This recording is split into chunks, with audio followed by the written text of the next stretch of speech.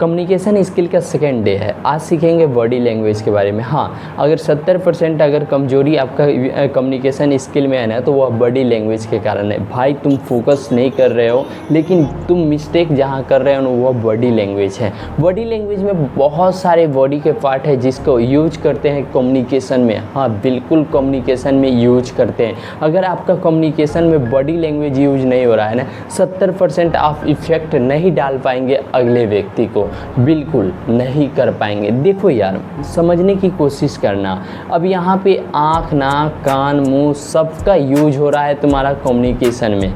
अब देखो, जो व्यक्ति नहीं बोल पाते हैं, जो वार्तालाप नहीं कर पा रहे हैं, क्या उनका कम्युनिकेशन स्किल नहीं है? बिल्कुल है। अब इस कम्युनिकेशन स्किल को बोलते हैं नॉन वर्बल कम्युनिकेशन।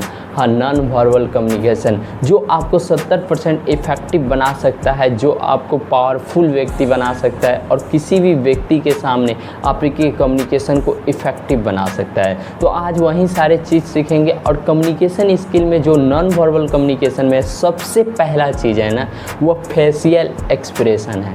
हाँ, फेशियल एक्सप्रेशन से दुख हो गया, दर्द हो गया, खुशी हो गया, डर हो गया, नाराज़गी हो गया, सब कुछ जान सकते हो। हाँ बिल्कुल जान सकते हो। तो इस वीडियो के पूरे लास्ट तक देखना और समझने की कोशिश करना। हमारा जो फेस है ना, वह बहुत चीज़ बिना बोले डिसीजन ले लेता है। हाँ, बिना बोले डिसीजन ले लेता है और कम्युनिकेशन को ख़राब भी कर सकता है, कम्युनिकेशन को बेहतर भी कर सकता है। तो कम्युनिकेशन को बेहतर और ख़राब करने के लिए आपका फेस का जो रिव्यू है ना, बहुत ही इम्पोर्टेंट है। तो फेशियल एक्सप्रेशन के बारे में सीखेंगे। और फेशियल एक्सप्रेशन में सबसे पहले मैं बात करूँगा ना, आईब्रोज का। हाँ, अभी आपका ध्यान कहाँ जा रहा है? मेरे आईब्रोज पे जा रहा है। बिल्कुल जाना भी चाहिए। चलो तो आईब्रोज के बारे में जानेंगे। अगर तुम्हारा आईब्रोज ऐसे उठ रहा है, अगर तुम्हारा आईब्रोज यह उठ रहा है, तो रीड करने भी आना चाहिए। हाँ, फेशियल एक्सप्रेशन को रीड करने आना चाहिए और उस चीज़ को तुम खुद यूज करो।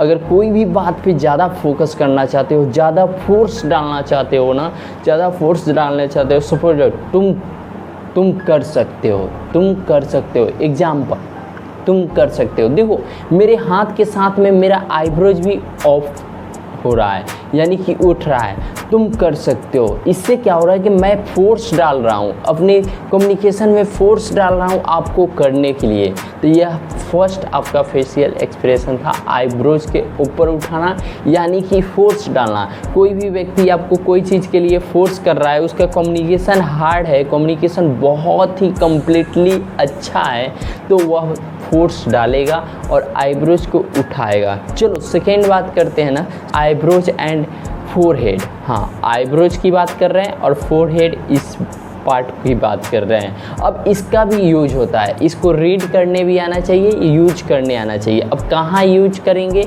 और कैसे रीड करेंगे? आईब्रोज आपका उठा हो, हाँ आईब्रोज उठा हो, और बात कर ले हॉरिजॉन्टल रिंकेज हो, हॉरिजॉन्टल रिंकेज हो, यानी कि सरप्राइज की बात होती है। वाओ, सरप्राइज की जैसे ही बात होगी ना, थोड़ा सा आईब्रोज उठेगा और ये हमारा जो है ना, हाँ ये हमारा जो है हॉरिजॉन्टल, देखो यहाँ पे रिंकल बन रहा है, यानी कि सरप्राइज की बात होती है। और जैसे ही कोई भी सरप्राइज की बात आए ना, तुरंत आईब्रोज उठता है, वाओ, ऐसे करके होता है ना। तो इस चीज़ को समझो और इस एक्सप्रेशन का यूज भी करो। जैसे मैं कोई भी सरप्राइज वाले बात कर रहे हो ना, सपोर्टेड मेरे पास कार आ गया, देखो यहाँ पे रिंकल बन रहा है, हॉरिजॉन्टल बन रहा है, और साथ में बताए तो मेरा आईब्रोज भी उठ रही है। कर रहे हैं सेकेंड में ही, अगर मेरा आईब्रोज उठा हो और फोरहेड पे वर्टिकल लाइन हो, यानी कि बात होती है गुस्सा का। यह क्या है? ये गुस्सा है। हाँ, ये गुस्सा है, यानी कि मेरा आईब्रोज उठा है और साथ में यहाँ पे क्या आ रहा है? वर्टिकल लाइन आ रहा है, यानी कि गुस्सा। देखते हो कि कोई भी व्यक्ति गुस्सा करता होगा ना, यानी कि यहाँ पे वर्टिकल लाइन बन जाता होगा ना। तो इसको भी समझो, कोई गुस्सा कर रहा है उसे रीड करो और साथ में आप उसको संभालने की कोशिश करो, पॉइंट को चेंज करने की कोशिश करो। यह कम्युनिकेशन का पार्ट है, बॉडी लैंग्वेज को समझना पड़ता है। चलो थर्ड पॉइंट बताते हैं, आईब्रोज और मिडिल पार्ट की बात। हाँ, यह दोनों आईब्रोज की मिडिल वाले पार्ट थर्ड पॉइंट में समझेंगे दोनों आईब्रोज के मिडिल वाले पार्ट को। अगर यहाँ पे आपका रिंकल बनता है यानी कि डर, ऐसे मैं अभी क्या हूँ, डरा हूँ यानी कि यहाँ पे मेरा रिंकल बन रहा है, यहाँ पे देखिए रिंकल बन रहा है बीच वाले पार्ट पे यानी कि डरा हूँ। तो ये बात समझना पड़ेगा, दोनों आईब्रोज के बीच में अगर रिंकल बने तो समझ जाइए कि अगला व्यक्ति डरा है, उसे डराने की ज़्यादा कोशिश मत करें। या आप भी कभी डरने वाले सिचुएशन की बात करते हैं ना, यानी कि कार एक्सीडेंट हो गया, तो देखो तुरंत यहाँ पे रिंकल बनना चाहिए। चलिए ये 3 नंबर बात को आप समझ गए होंगे। 4 नंबर बात करते हैं नोच का उपयोग करना। हाँ, कम्युनिकेशन में अपने नाकों का भी यूज कर सकते हैं बिल्कुल, और यह भी इफ़ेक्टिव बना सकता है, यह भी आपको पावरफुल बना सकता है। अब देखेंगे अगर नोच पे रिंकल बन रहा है या नाकों पे रिंकल बन रहा है यानी कि डिसीजन आप ले रहे हैं। अब देखो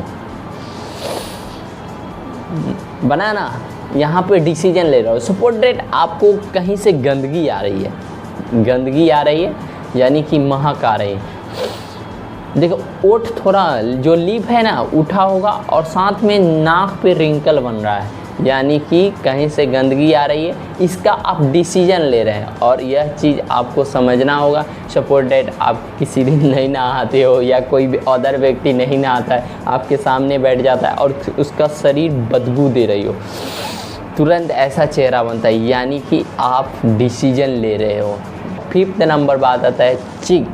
हाँ, ये गाल का भी बहुत यूज है कम्युनिकेशन में। अब देखो जब भी हैप्पीनेस की बात आती है ना, हैप्पीनेस की बात, तो आपका गाल जो होता है ना उठ जाता है। देखो कैसे उठेगा, देख रहे हैं वो, ये दोनों गाल उठ जा रहा है। तो कभी भी कोई व्यक्ति हैप्पीनेस में है यानी कि खुश है तो उनकी गालों के देखेगा उठ जाएगा। हाँ, और देखो भाई ये इफ़ेक्टिव बात बताए ना, 30% आपका कम्युनिकेशन में बात करेगा आपका चीक ही, आपका जो गाल है ना 30%। अगर एक एग्जाम्पल के तौर पे बताता हूँ, मैं बाइक से जा रहा था, ठीक है, मेरे ही एज के कोई व्यक्ति भी बाइक से जा रहा था, ठीक है। क्या हुआ कि कुछ देर आगे गया, उसका गाड़ी ख़राब हो गया। क्या हुआ, गाड़ी ख़राब हो गया। मैं उसके पास आया तो वो थोड़ा सा स्माइल किया। अब स्माइल का मतलब ये नहीं होता है, ये नहीं होता, स्माइल किया और बोला क्या होता है। इससे क्या होता है, जो वहाँ का वातावरण था ना चेंज हो गया, हैप्पीनेस में चेंज हो गया, यानी कि वो भी खुश है कि होता है, ठीक हो जाएगा। यानी कि आप भी ये स्माइल वाला चीज़ है ना बहुत जगह यूज करें। सपोज दैट कहीं आप पहली बार मिल रहे हैं ना, तो ये स्माइल, हल्का स्माइल ले और उनसे मिले, जिससे क्या हो इफ़ेक्टिव पर्सन आपको बना सकता है। अब उदासी किसी से मिलेंगे ना तो वो समझ जाएगा भाई दुख दर्द लेके आ चुका है, हटाओ इसके बाद को ख़त्म करो। तो वीडियो थोड़ी भी पसंद आया हो तो प्लीज़ लाइक कीजिएगा और सभी दोस्तों में शेयर कीजिएगा। फर्स्ट पार्ट अगर इस वीडियो का नहीं देखे हैं तो डिस्क्रिप्शन में लिंक है, देख लीजिए। और नए हो तो चैनल को सब्सक्राइब करके बेल घंटी ऑन कर लीजिएगा। मैं पर डे कम्युनिकेशन का एक पार्ट ला रहा हूँ। सेकेंड डे अभी बॉडी लैंग्वेज पे ही बात करेंगे, क्योंकि बॉडी लैंग्वेज में बहुत सारे पार्ट हैं और सारे पार्ट को यूज करने आना चाहिए, तब जाकर आपका कम्युनिकेशन 100% इफेक्टिव होगा।